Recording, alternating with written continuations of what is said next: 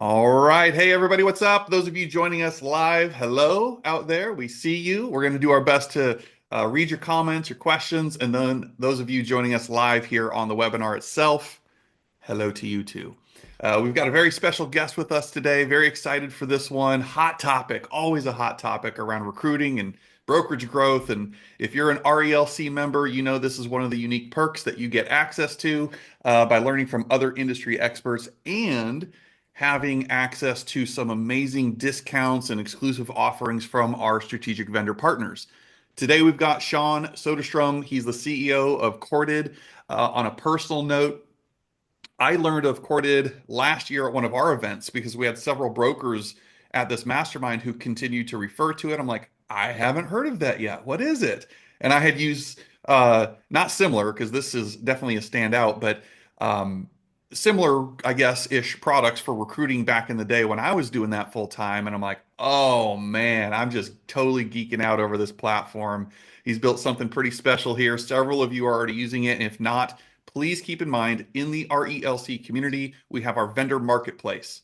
And specifically in there, Corded, as one of our vendor partners here, is offering exclusive pricing, exclusive service options. So definitely go in there, check it out, and hopefully take advantage of it. We've had some recent chatter through the community, Sean, about people looking for, I believe, a product like yours. So I hope everybody will go take advantage. That Awesome. said, let me do the proper introduction. And all of you have heard me say this before. I'm very protective of who we allow in our inner circle here for strategic partnerships. So the fact that Corded and Sean are here, I hope says a lot in and of itself. And also, I want to give proper intro to Sean because he's got a very, very impressive track record. So here we go. Prior to starting Corded, Sean was an associate partner and the co-lead for the McKinsey and Company residential real estate practice in North America, where he advised leading brokerages, online listing portals, and software companies. Prior to that, Sean joined Urban Compass, now Compass, when there was 30 employees with the company.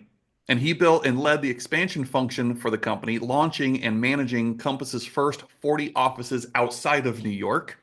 Sean won Inman's Innovator of the Year award in 2024. That's right.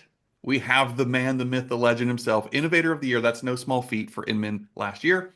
For his contributions to the real estate industry, he was named to T360 Swanpool SB 200, which highlights the most influential leaders and visionaries shaping the future of the real estate industry. And he's also been selected as Housing Wire Rising Star. So I am geeked out, excited for this. I'm going to be taking crazy notes, but Sean, we are so grateful you're here, giving us your time and wisdom. I can't wait. So over to you, my brother. Thank you so much, Jake and Chelsea and the rest of the team. Super excited to meet with everyone today. I don't know if I want to go through a whole spiel on Corded. I'd love to just have folks that take away from this session some helpful data to understand where you can target your growth efforts, and hopefully a framework that brings together maybe the right ways to approach growth in 2025. I can empathize and sympathize with the fact that when you think about growth and you think about recruitment, there's everything from who do I go after to do I have the right team in place and what systems am I using? It feels overwhelming. And so what we're going to try to do today is bring it all together in a way that's fairly easy to engage with, hopefully, and we'll take it from there. So I'll jump into a presentation and we'll start checking through this. So first of all, we're super excited about the partnership with Locker Room. Very excited to continue to support brokerages within the network and to meet more of you in the future. And yeah, so background's there. Let's jump into some data. So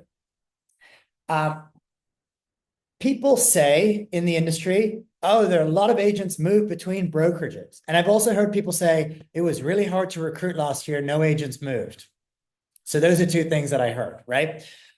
So let's dispel the myths and talk about the actual facts. And by the way, these are fairly hard to come by because you actually need to go get connected to the MLSs and then use a data scientist to actually parse through everything. So In 2022, which was the 5-year maximum recruiting that we had seen in recent history, 18% of agents moved from one company to the next. That doesn't include a brand new agent joining a brokerage for the first time. Okay. In 2024, just under 15% of agents switched companies in the year.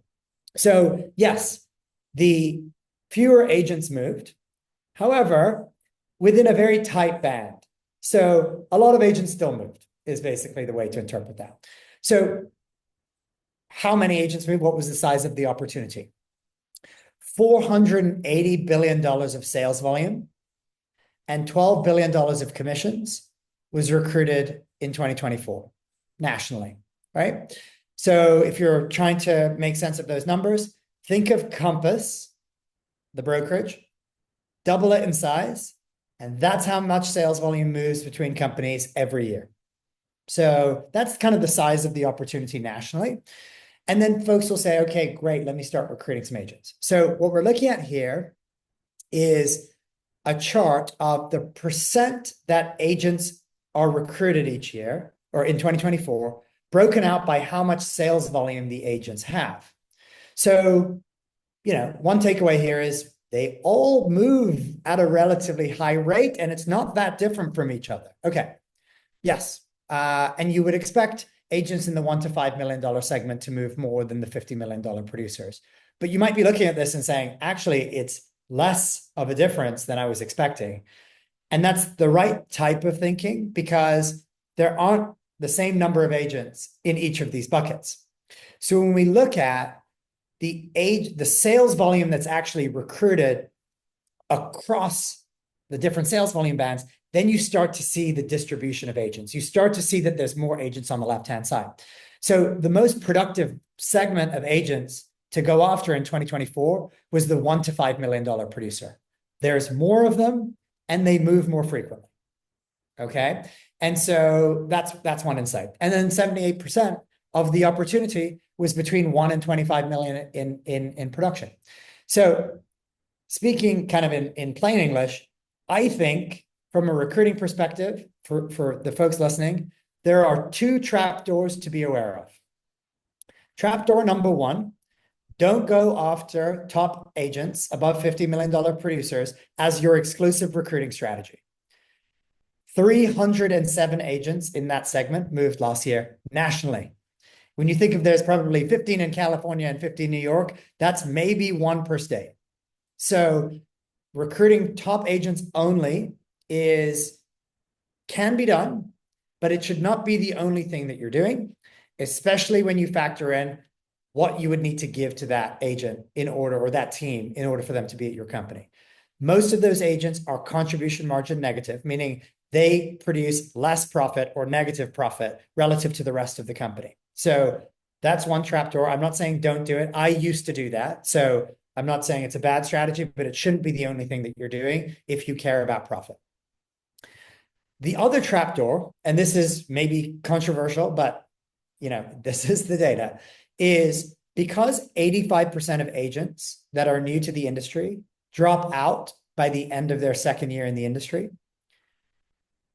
little production was actually gained from recruiting a brand new agent, training them, and then trying to get them to produce in 2024. We all know that rates were high, and it was hard for well-established producers and professionals to get deals done. So this concept of only recruiting brand new agents because we feel that, we have a good value proposition against no brokerage because they haven't spoken to another brokerage yet. There's a little bit of a fallacy in that thinking as well, because those agents create operational strain it's because you have to train them and get them ready to go. And in this slow market, they may not actually end up producing. And so again, I'm not saying don't recruit brand new agents, but if you're trying to recruit units or recruit sales volume that actually produce in 2025, do not rely alone on brand new agents. And now I'm making a general statement. There may be companies that are perfectly well set up with training. But just generally speaking, those are the 2 trapdoors that we identify. And so many of the folks that we then meet who are thinking about trying to really turbocharge growth from recruitment are thinking about this kind of productive middle, this 1 to 5, 5 to 10, maybe depending on your value proposition, your $10 to $25 million production band. And that's where 3/4 of the opportunity comes from. Okay. All right. Let's jump into the last thing I'll say is this is that kind of same data, but it's focused nationally. What I would recommend is don't take my word for it that the national trend of $1 to $5 million producers is the biggest segment. You're actually, if you're doing this in an intelligent way, you're going to want to look at this locally. So here's an example of looking at the Mid-Atlantic and specifically what happened there. And you'll notice one of the interesting things here is the rate of movement between 25 and $50 million producers in Bright. So in this like DC, Virginia, Pennsylvania area was actually quite similar. So there are trends where it is actually different locally. And so it's important to pay attention to that local dynamic. And my advice is don't rely on gut instinct or even what worked 2 years ago or 3 years ago, but actually to try to use data to inform that approach. Okay, so I've spent a lot of time recruiting. I've recruited about 1,500 top producers. I had a team of 40 recruiters, and now I get to work with really innovative brokerages across all types of business models all over the country. The first thing that we typically hear is, we're not good at recruiting. We don't like it. We're not good at it.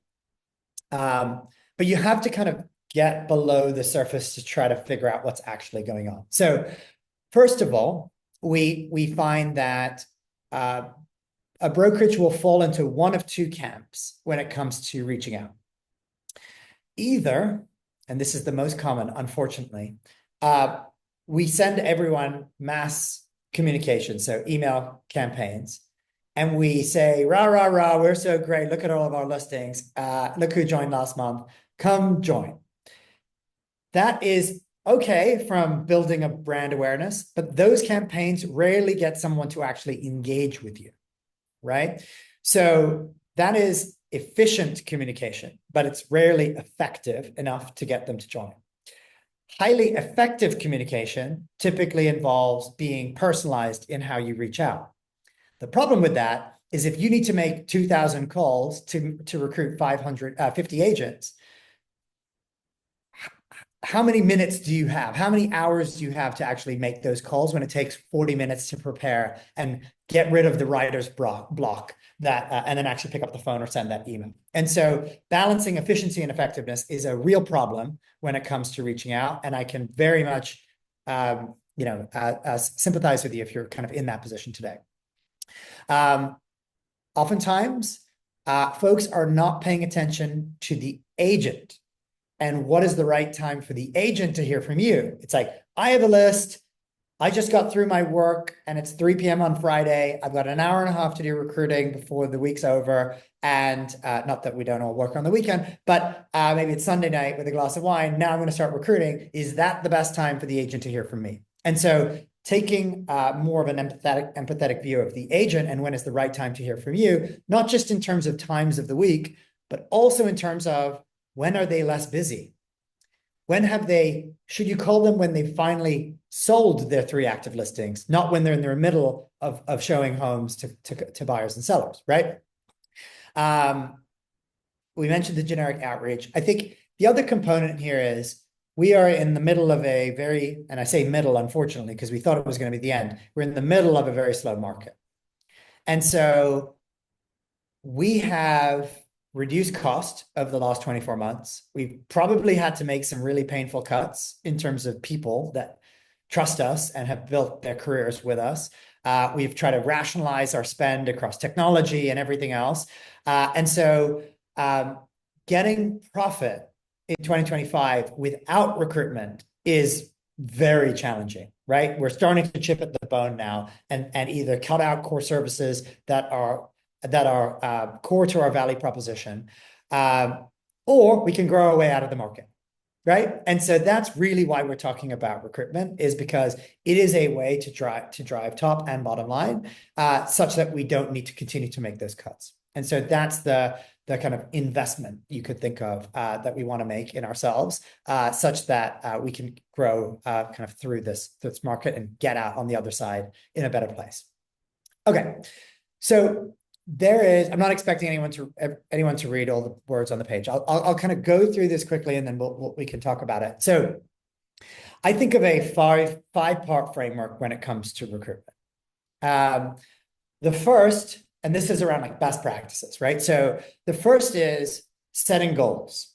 So goal setting can be as simple as how many units did we close in 2024? How many units do we want to close in 2025? It can be as simple as that to start, but we need to actually get a little bit more specific. So we just looked at how many agents moved between companies last year. To be conservative with your planning, assume 20% of your agents and 20% of your revenue is going to walk out the door. And by the way, if they walk out March 1st, that's 9 months without that revenue, right? So we need to, unfortunately, expect that agents will leave. And it's a highly competitive market. So, again, we talked about how many agents we're moving. We can unfortunately be on the receiving end of that, right? So goals can be set in that way. But then we actually want to be more specific when it comes to what types of agents do we want to recruit, right? And so precise targeting actually looks like being specific about the types of agents that either we have a good connection to, or maybe have some vulnerability in their business that we think might make them more likely to pick up the call. So we recommend really thinking about different segments and then going after those segments slightly differently. So broadly speaking, I can think of a familiar segment of agents. What's the familiar segment? These are people we already know and have good relationships with, but haven't joined yet. But it could be all of the agents that have done a deal with my team in the last week or yesterday, even better, right? So that could be an example of the familiar segment. Familiar could also be agents who have left my company and have subsequently declined in production, so their business has suffered since they left, right? We can go find all of these segments. This is actually quite easy to do if you're using a system. So that's kind of one group, is kind of familiar. The next group is vulnerable, right? So vulnerable we define as things like they meet our minimum standard for what it means to be a producer here, and that they'd actually create a business for us. But maybe their business has trailed off. Maybe they haven't done any closings in the last 90 days. So no income in the last 90 days. If you are paying for or saving up for kids' college, and you don't make any money for 90 days or more, that's a real problem, because you can bet all of your subscriptions, all of your bills do come monthly, right? And so that is something that we might want to look at. We could combine no activity in 90 days with no active or pending right now. So no income in the last 90 days, unlikely to make money on the list side of the next 30. That's an interesting way to go about it. And then we also look for some other things like changeover of the last 12 months. We talk a lot about AI in general. There are a couple of branches of AI. One that we've probably all interacted with if we played around with ChatGPT or any of the competitors are large language models. But there's another type of AI, which is actually large quantitative models. So large quantitative models are the types of things that we've all interacted with. Whether you think they're accurate or not, the Zestimate is a large quantitative model, right? So what we have at Corded is we have large quantitative models that predict two things. They predict an agent's future sales volume over the next 12 months, which is 5 times more accurate than saying last year happened next year, which is what we all do, what I used to do at Compass. And we predict 4 out of 5 agents before they leave their brokerage. So that is very helpful from going a very long list down to a much shorter list of people that you could actually start to build a relationship with, which then gets into communication. So we talked a little bit about the issue of balancing effectiveness and efficiency. Let's take the agent's view again, and we should continue to do this when we're thinking about our recruiting process. Agents receive, and probably unfortunately, as broker owners and others at brokerages, you probably also get this as well. So you're definitely in this camp also. Some of the most amount of communication, whether it's email, text, and phone calls of anyone in any industry in this country. They happen to be subscribed to buying online leads. We're getting 100 leads, and one is actually a serious buyer who wants to buy in 4 months, right? We're getting brokerage recruiting, which is coming from a call center, a nice person in a call center in Manila in the Philippines, who has a downloaded list of people that half of which the contact information doesn't work. So they have to go through with a dialer and call the agent. So the agent picks up the phone because they're thinking it's a lead, and they have to wait 5 seconds, and then there's a click because someone's using a dialer. Do not use dialers when it comes to recruiting, because you hang up and block the call immediately, as does the agent. So don't bother trying that approach. We focus on building direct relationships, right, with the agent, and not thinking about it in a transactional way. I'm sure none of you advise one of your agents with a lead that says, I only want to buy in 6 months, to say, okay, I can't help you, and hang up, right? That's an example of being transactional. So we shouldn't do the same thing in the recruiting process, right? And so what does building that relationship look like? We'll get to more specifically in a moment. Following up diligently is the next part of communication. Unfortunately, we don't have one call closes when it comes to recruiting. You don't just call them, say the right thing, and then they just sign a contract of your DocuSign and walk in the door in 30 minutes. I wish it was that simple, but it's actually much more complicated than that. So typically, the agent will not engage with that first piece of communication that you sent to them, the email or the voicemail. So following up diligently looks like being the first to celebrate them when something exciting happens in their business. And with all of these communications, we haven't earned the right to tell them a whole bunch of things about our company yet, right? Because they didn't call you saying, tell me about your company, right? You have to show them that you're somehow, in a non-creepy way, watching their business and you're celebrating them in some form or fashion. So the best type of recruiting is consultative, not transactional. So we're saying something like, hey, Jake, I noticed that you sold 6 more listings than last year on the list side last year. Your average sales price is up, and your close to list price ratio is up while the days on market has actually gone down. I think you could teach a course at our brokerage about how to gain seller interest, how to market and price the homes for sale. And I'd love to hear, like, do you have any tips and tricks that you'd like to share with me? That is a very different approach than, hi, I'd like to tell you about brokerage ABC, and we offer training, right? You haven't earned the right to say that yet. That comes later. And so in the first 15 seconds, I'd advise anyone in recruiting to talk more about the agent than about yourselves. And then shut up. Keep your mouth shut, and they will start telling you interesting things. So this classic adage in sales, which is, you don't learn anything when you're talking, is very true in recruiting. And so we want to try to facilitate a conversation, like a genuine conversation that starts ideally with the celebration. And lastly, if you're an individual who's just recruiting yourself, and if you're in a role where there's an assistant or an office manager or others who are helping you with this process, a system to stay organized is extremely important. When I was making 200 calls a day, I could not remember who I left a voicemail to an hour ago, let alone this morning or yesterday. And so having an integrated view of all of the things that anyone on your team or yourself even is working on is really important, such that you don't let anything fall through the crack. So this is kind of the 5-part framework that we think about.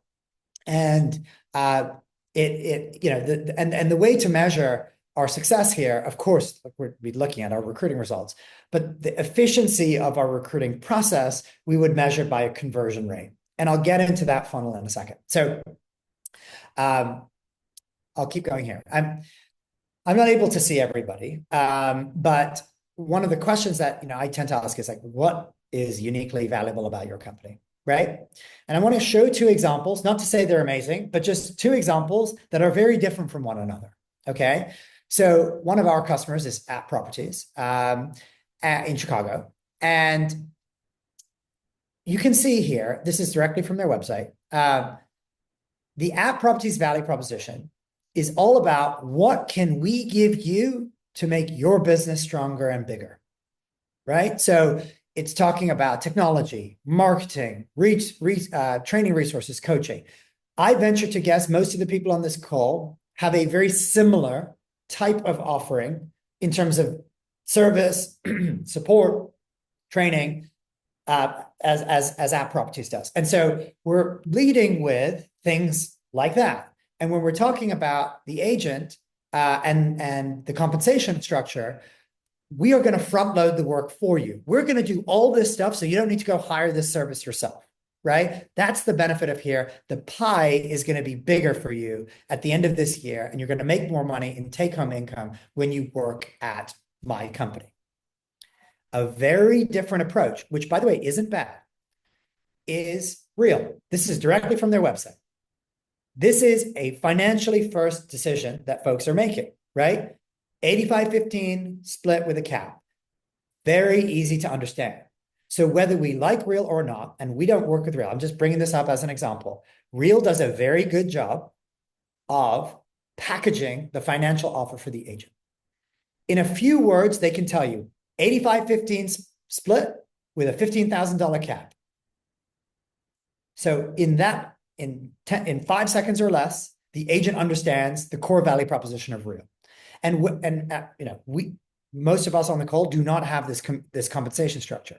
But what I would recommend is that we are inspired by the brevity of the pitch, right? It's so short and easy to understand that the agent can go around telling their friends, Real just offered me a $50,000 cap. That's amazing, right? They're not thinking about, and nor is Real trying to get them to think about how many more deals they're going to do at Real, right? So it's two very different value propositions at two different ends of the spectrum, and both are actually very good.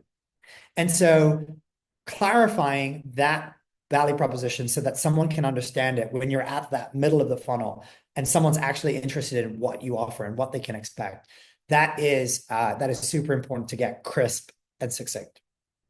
Okay, so I just pulled up a random agent. This is from Corded, but this is not about Corded. This is just about the agent. When I read something like this, I start to think about, what am I going to say to this agent? And I encourage you all just for a second here to quickly look at the information and think about, if I was on the phone with Scott, how could I get Scott's attention? The first thing that comes to my mind is the 104% close to list price ratio. So on 16 closings on the list side in the last 12 months, on average, they sold 4% above list, right?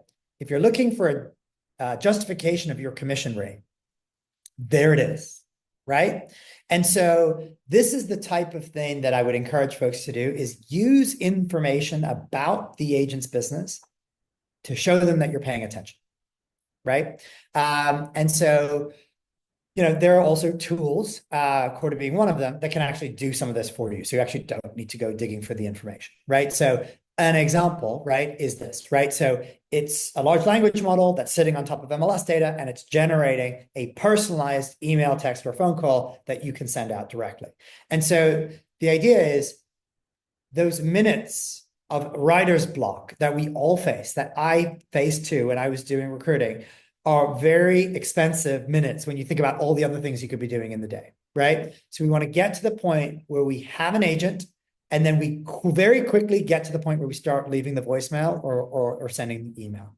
So whatever system you're using, recommend just measuring that time it takes to actually send something personalized and trying to reduce that to the maximum amount without sacrificing the quality of the communication. People will often ask, so what does it look like to follow up? So, and I kind of go through this thinking myself, right? When I was doing a lot of recruiting, I've left the voicemail. How many times am I going to leave the same voicemail? Because that just sounds insane, right? What we recommend is not sending the same voicemail 3 times, but rather, as soon as Alexandra does something in this case, I want to be the first to celebrate that they're going pending, right? So it hasn't even closed yet. They're probably waiting to go into the office next week, tell their manager that this happened, and then the manager give them a pat on the back.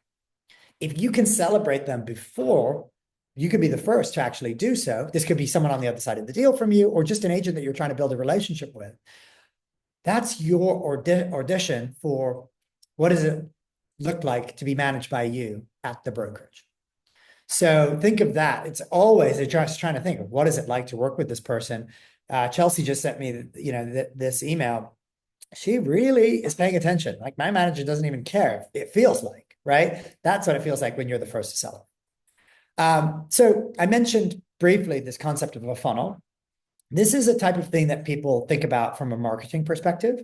If any of you have bought a CRM, I'm guessing you have thought about a funnel from the perspective of an agent's sphere of influence, where we have people that we know all the way through to people that transact with us. And what we're trying to do with these emails and neighborhood updates and just sold and all this kind of stuff just listed is bring people through that funnel. So what we recommend is actually applying that same structured thinking to the recruiting funnel, right? So we have step 0 is really like all the agents in my market. Then it's the agents that we've contacted, all, and then scheduled, attended meeting, offer accepted, extended, offer accepted. So the conversion rate that you're going to want to pay attention to is of all of the 100 calls that I make, how many end up joining? And if that percentage goes up, then we're protecting our time. Unfortunately, the one thing that none of us are going to go get back is this hour, right? Time is very elusive and very valuable. And so what we want to do is have a higher ratio of the people that we call or reach out to end up joining.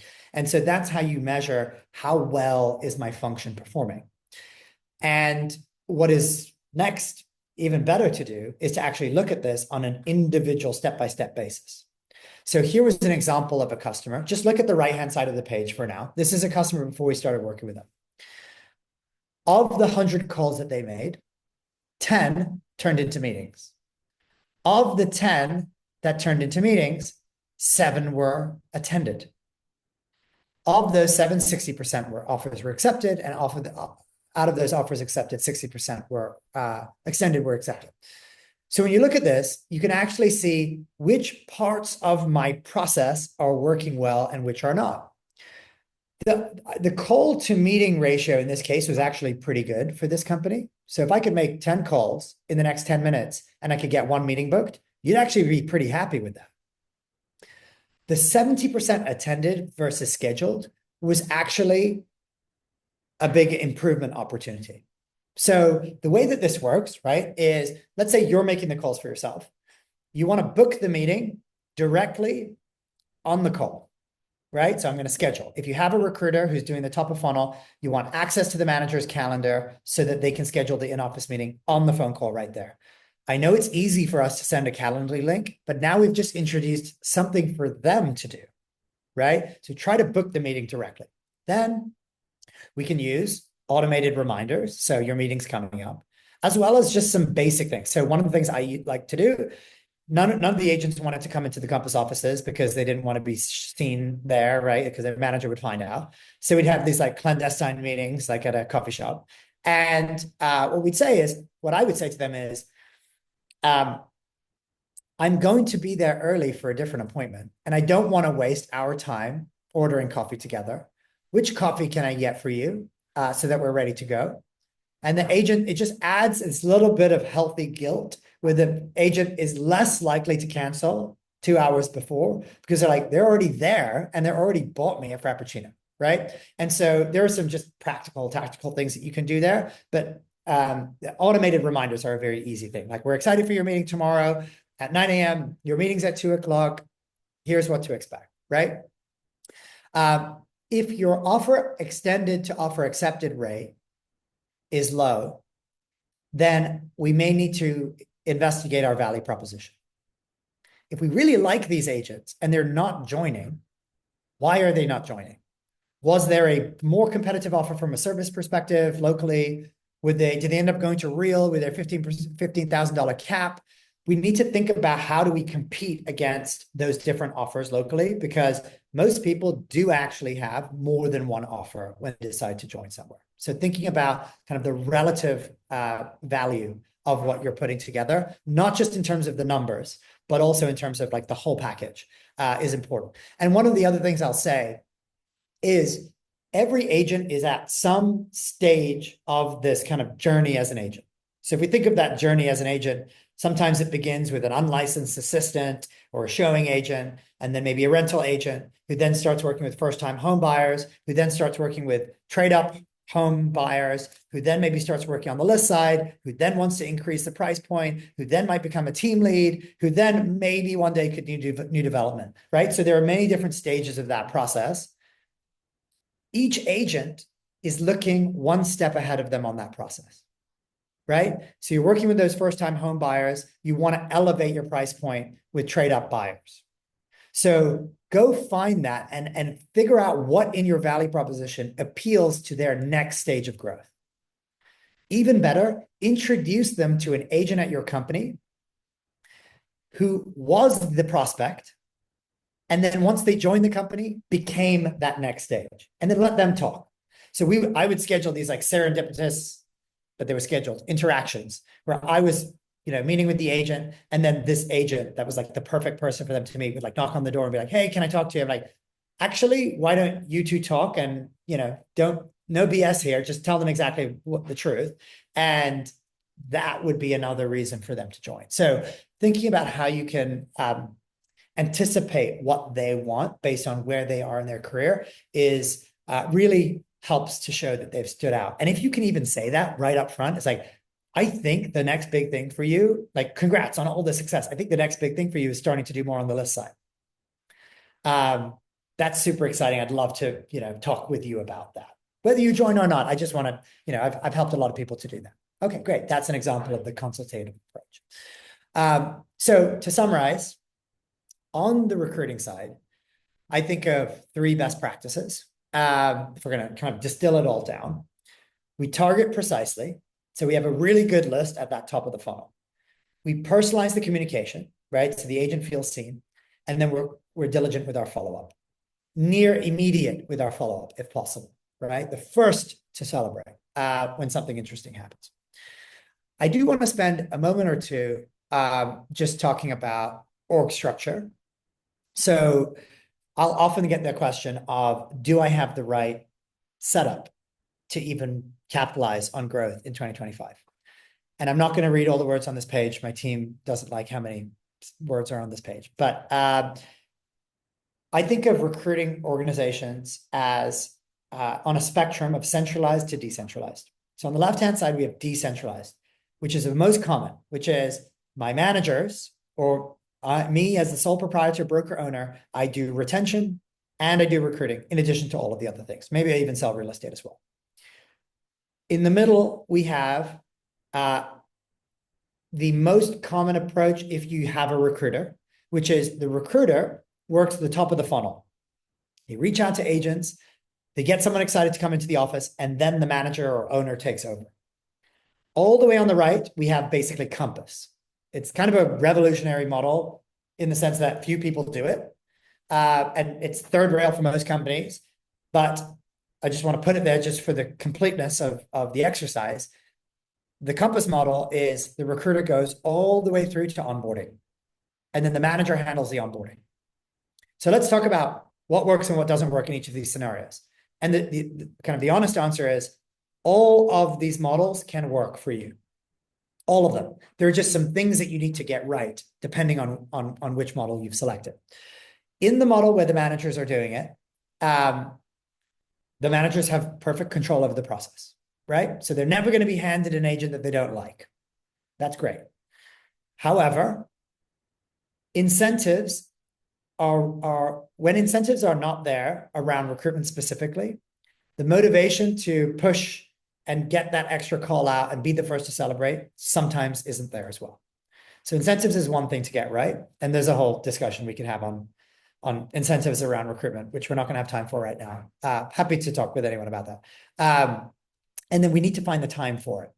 So we're so busy managing our agents and doing all these other things that we don't find the time to dedicate even half an hour to recruiting every day. And so that's the kind of the tipping, the common failure point on the decentralized model, something you need to get right.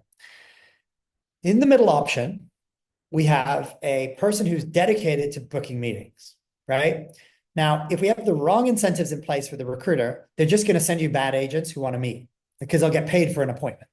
So you don't want to have that type of an incentive. You want to have an incentive for a recruiter that is focused on actually the agents that they introduced and scheduled meetings with actually joining.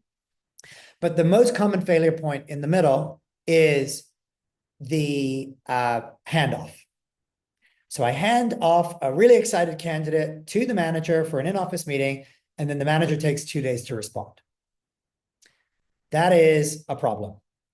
So good companies that do this well have an internal process where even if the manager is really busy, within 30 minutes, they're at least texting back saying, I'm super excited about this. I heard great things about you from Jane, and I will get back to you as soon as my meetings are done with a time that we can meet tomorrow.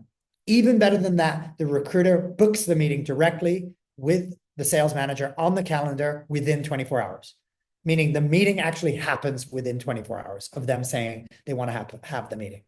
Because we don't want to wait for these other companies to like get in their value proposition and tell you about their cap and do all of these other things. We want to actually give that to, kind of be the first to deliver the offer as well. On the right-hand side, you need highly paid, very talented folks. But the common misconception about the right-hand side of the page is these people need to come from real estate. And Compass is a good example of this.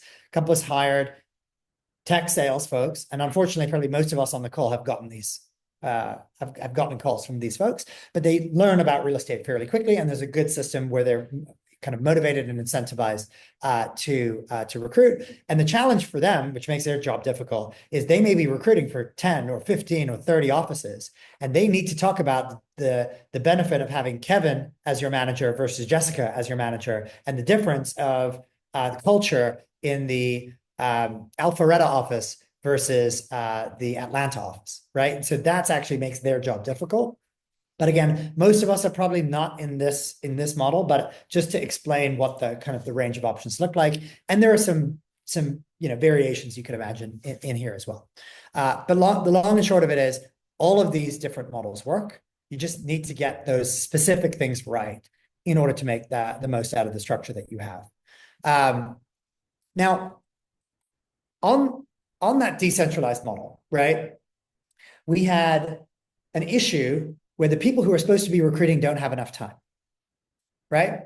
So one of the ideas is, how do we get more time back in our day? So how do we more efficiently manage our own agents such that we actually get time back that we can then focus on recruitment?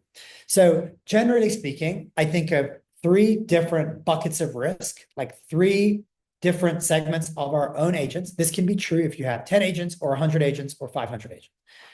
The low risk bucket, and we treat each of these buckets differently, right? So the low risk buckets are agents who are doing well. They're getting stuff done.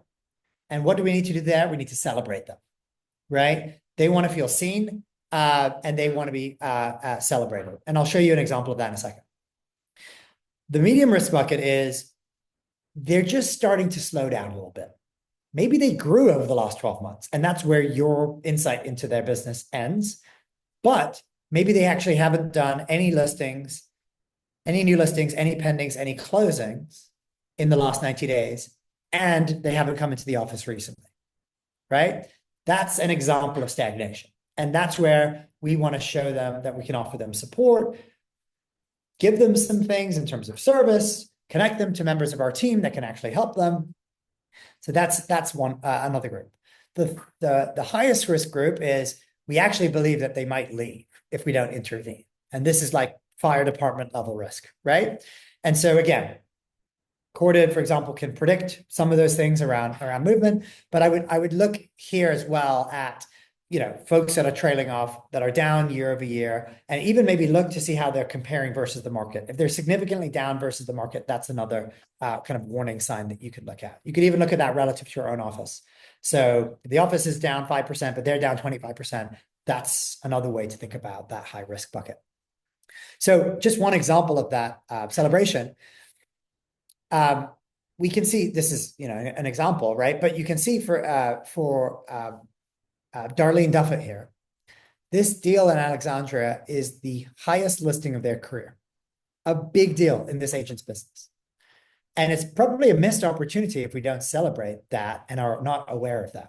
The problem is, at Compass, I would get a report from the finance and accounting team with all the transactions over the last 6 weeks. The issue with that is a several-fold. One, many of those transactions are old and like too late to celebrate, but better to do it than never to do it. And there's no context. So no one told me that it was Darlene's first, highest listing, or Rachel's first thing in 90 days, or someone else's first closing at the brokerage, right? And Excel, unless you're on the finance and accounting team, Excel is not a place for communication, right? So you are going to want to think about, how do you actually bring all those things together where you can celebrate very quickly? And so, that's one way to do it. And on the other side, looking maybe at that medium risk bucket, you could actually compare agents versus the market, depending on the tools that you're using. So if we look at Ruby Miller here, she's down 43% year over year, also flagged as a high potential to move agent. Agents who work in the same market as her, with the same amount of experience, who started in the same market as her at the same time, we're up 17% year over year. So that's kind of a market index. So relative to the market, she's actually down. And so that she's down dramatically, actually. She's down 60%. And so that's a way to think about, how do we free up our time so that we can effectively continue to manage our offices and keep the back door closed, while then reinvesting some of that free time in recruitment. So that is most of what I had just now. Happy to open it up for Q&A. There is a way to reach out to us via the locker room. If Jake, you can tell me if it's helpful to put a Calendly link or something like that on the in the chat or something like that, I can do that. But otherwise, would love to hear if folks have any questions. Well, I'll go first, just while you guys come up with questions, and I have one from the live stream I'll ask as well. But couple of just things that I love about this. First of all, Sean knocked it out of the freaking park, man. Like, I love your style. How you go about it is so good. So Thank you. good. Specifically, I'm hearing a lot of speed to lead, just like we tell agents, speed to the lead, speed. And you're doing that just in the recruiting context, because you lead with celebration, something, a positive note. I mean, yeah, there's calls you can make and scripts when your business is down, but continuously today, it's always using something that happened in their business and being the speed to the lead, first person to celebrate it with them, which gets you into a relationship or conversation. I love also that you stress the importance, and I subscribe to as well, that numbers are the language of business. Speak their language, lead with the numbers and interpreting what that data means, because it's not emotional. We're the emotional ones. But finding those gaps and opportunities of how you can really help them as a student of the game, a student of their business, is where you're coming from. And I doubt their own broker is doing that, which also sends the message of using your platform to constantly re-recruit your own agents. Mhm.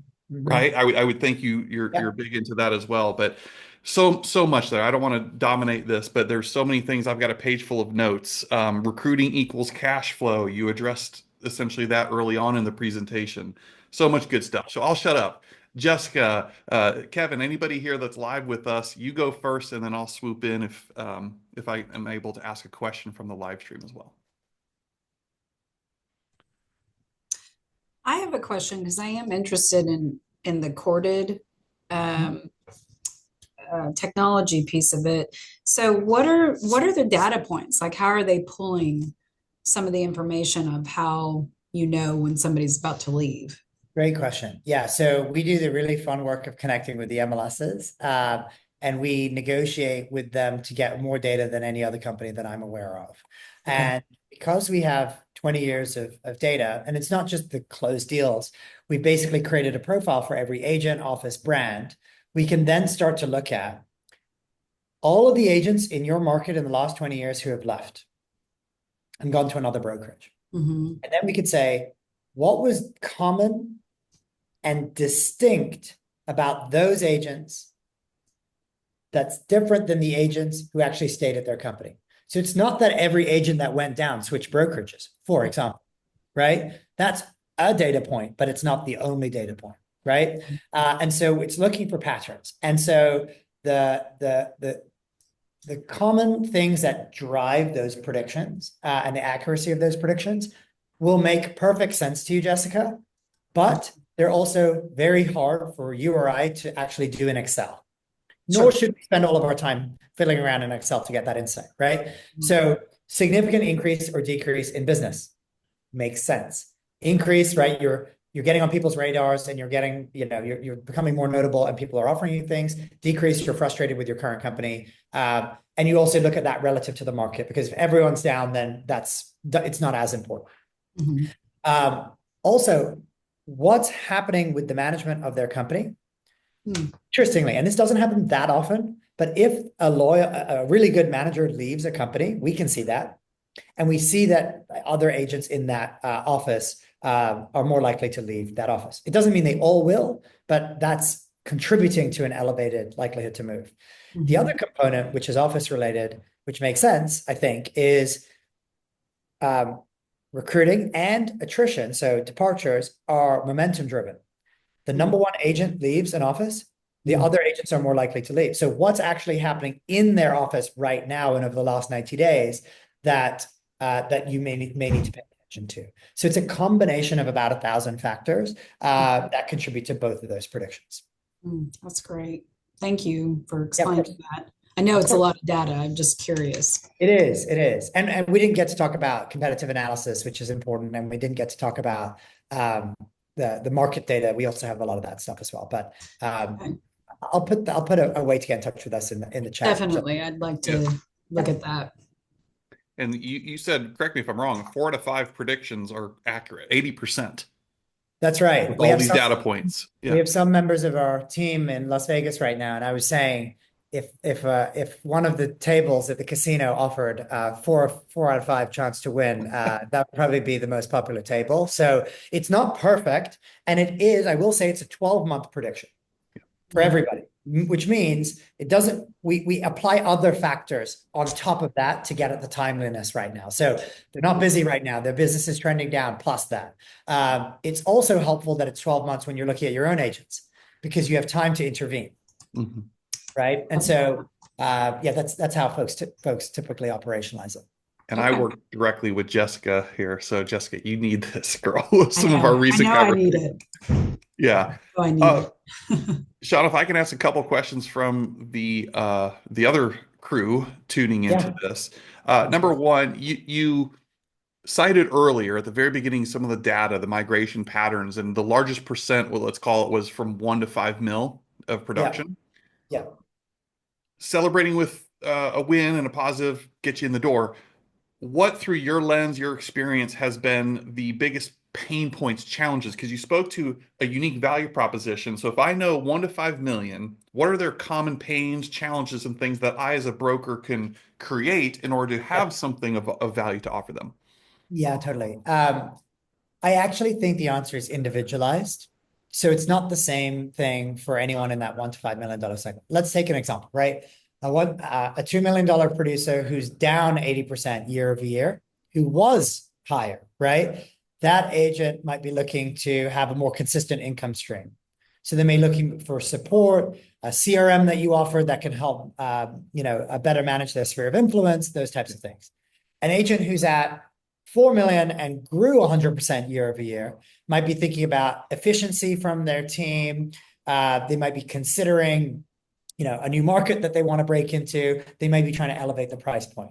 And so that might be about the listing marketing that you have, the brand that your company offers, right?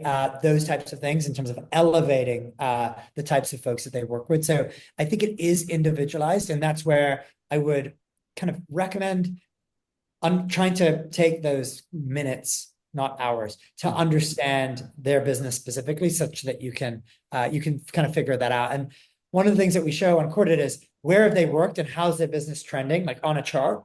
It's very easy to visualize like what stage of their career are they in. And one of the things that people actually tend to look at is, and this actually contributes, Jessica, to the likelihood to move, is for this agent specifically, what's your average time that you spend at each brokerage? Do you get this like antsy feeling after 2 years where you just tend to switch, right? Or do you tend to stay at a company for 5 or 7 years, right? And so there's some other dynamics there too, which is kind of how long have they been at their company? And oftentimes we don't really recommend like removing the agents who have been at their company for less than 6 months, for example, right? It's like we have limited time, so focusing on people who have actually, given their brokerage a chance can actually helpfully remove some people from the list. Hmm. Good. I'll read one more if that's okay. I know we're close on time here, but it's lengthy. In the RELC, we had somebody ask this question. Maybe you can just chime in, Sean, on your opinion more than anything, I guess. I'll see if I can condense it. She says, "Hey, Indie fam, vulnerable post here. Essentially, she just lost her top producing agents to a big box brokerage. She's at a loss for words." Goes on to share a little bit more there, but she's asking essentially, I want to make sure I've got my stuff together as a broker, making sure we've got the best systems, tools, and support and culture. What advice do you have? And have you ever lost an agent to another big box brokerage? I'm feeling discouraged. Just anything you might want to say or weigh in on. Yeah, I think first of all, tough situation, right? Top producer to a bigger company. I think generally speaking, right, for if we want to say independents or boutiques, right, the value comes in the uh, familial culture that we have, the direct connection to leadership, the ability to walk across the hall to someone that you know really well who can support you, right? And so thinking of the resources and the people within the company as an extension of your team, right? You have this whole team behind you versus I'm at a big box brokerage and I have to create a support ticket, and then hopefully that gets routed to someone at a time that it's still relevant for me to get it done. That's kind of the issue that people have when they do go to some big companies. I'd say for that person specifically, paying attention to the remaining agents that you have is critically important. You do not want this to become a trend. And to the point that we made a few minutes ago. So first is making sure the back door is actually closed, right? That's number one before we start recruiting. They need to feel supported, and if there are any concerns about that departure, we're going to want to address it. I think that's also an opportunity to if there is something that you're planning on adding to the offering, a really good time to think about adding, right? Or packaging something differently, or giving something to people that otherwise would have cost something, like a logo redesign. Like, what can you give that kind of feels like it's beneficial relative to maybe what it would have cost or a couple of weeks ago. Then when it comes to recruitment, I think going pretty specifically and trying to build that revenue back up as quickly as possible is really important. And again, I would take those same three best practices and focus on it. You'll all know better the winning kind of things that you offer better than me in terms of what makes your agents happy. But that's kind of my 2 cents. That's really good. Really good. Um, Jessica or Kevin, anybody else, any more questions? I know we'll have a bunch more coming in, but real Well, quick, because I know Sean's probably tight here on time. I don't know. Like you talked a lot about the what and who, but like there's always like recruiting season, right? Trends on when people move, they only move this time of year. Do you actually see that, or is it more to what Yes. you said of like talk to them more when they don't have anything listed or when everything's gone to pending and they got a little breathing Good room? question. Yeah, really good question. So nationally, there are a few quarters that tend to have more movement, but it's localized. So the movement happens typically in the slower seasons, slower months, right? That makes sense because you're not going to want to disrupt things in the middle of everything, and you're waiting for a commission check. You're not going to want to move just now, but it's individualized also, right? So you could be in the middle of the buying season in Aspen, but if everyone else is closing things and you're not, you're probably quite frustrated. So I would pay attention to those kind of, again, that last 90 days activity, or if someone's unfortunately been 6 months without getting paid, those are definitely opportunities regardless of what month you're in. So still consistency and Yeah, totally. follow-up is Totally. important. I would. I think it's a consistent thing. And when you get into a good habit and you have a system that you're using, it doesn't need to take an hour a day. It can actually be half an hour a day, but half an hour a day is better than like 3 hours every other Friday, right? Because of what we've been talking about. I'm a serious fan of this, Sean. I can't thank you enough, man. And there's a lot of folks that couldn't be here today as well or tap into the stream, but they'll catch the replay of this. So I just want to remind everybody, number one, we'll definitely reshare the calendar link that you put here in the chat.